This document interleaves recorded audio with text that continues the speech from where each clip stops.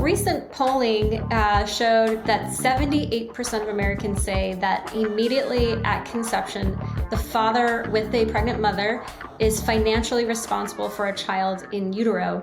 Additionally, 69% said that when a man gets a woman pregnant, is he already a father with responsibilities to both the mother and the child? So with that backdrop, do you think that fathers should be required to pay child support for their unborn children?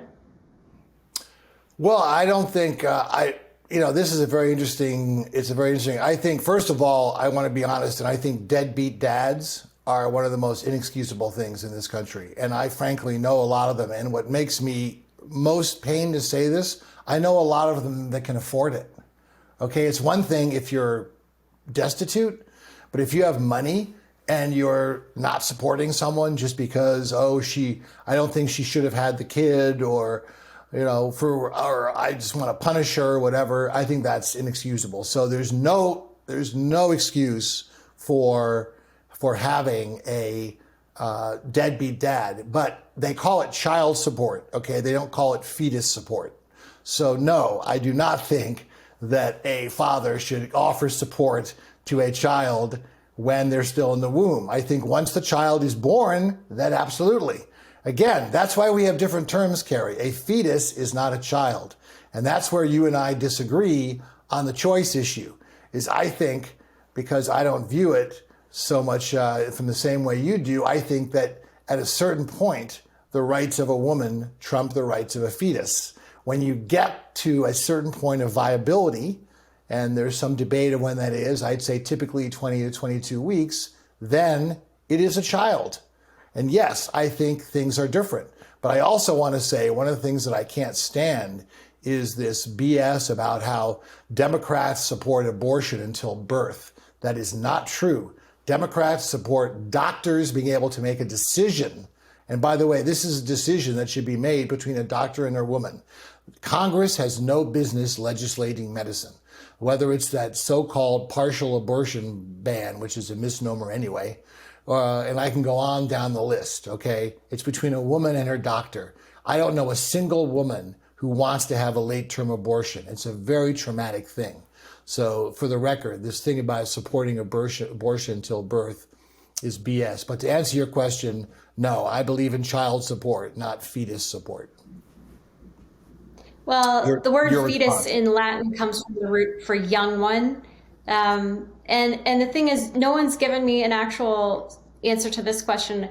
What is a fetus then? What is the genus and species of a human fetus?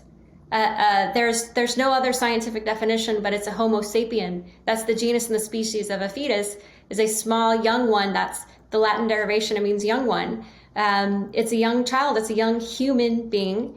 And I think it's unfortunate now that you are against the vast majority of Americans. 78% say that, yes, the father should provide for the child in utero. So I guess you don't want to support pregnant women. I think that's unfortunate.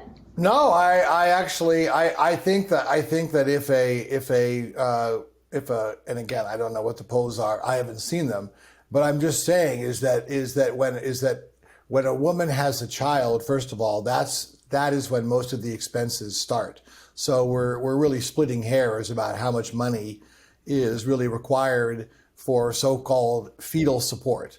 But again, as I said, deadbeat dads are terrible, and I think that there should be a crackdown on them.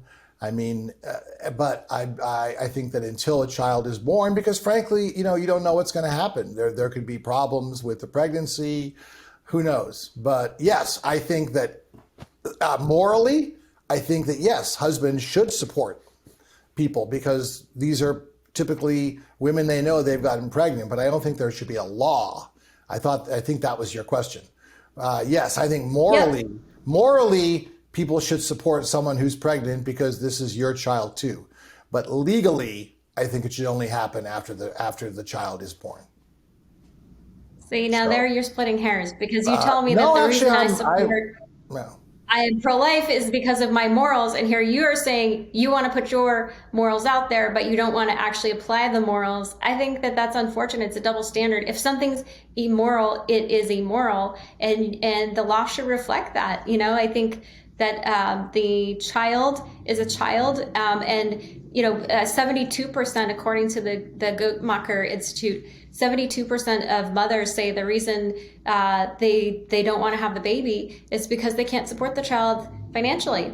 And the fact of the matter is that is a huge problem when it comes to saving the human life, that it's coming down to dollars and cents. And if the father's not there to help provide for their child, I think they should be held accountable. And there was a bill introduced in both the House and the Senate last year that would require the father to pay unborn child support, and retroactively, if they didn't do it in real time, to back pay for that. So, and there's a lot of medical care, rides, prenatal checkups, food. I mean, you have to have a whole new wardrobe for maternity ward. I mean, the expenses definitely add up.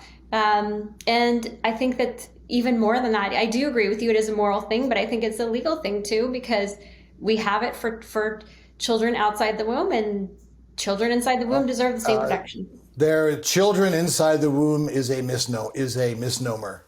Okay, we have the terms fetus, infant, and child for a reason, because they are different stages of development. So Of human development. you're the one who's splitting hairs on the definition.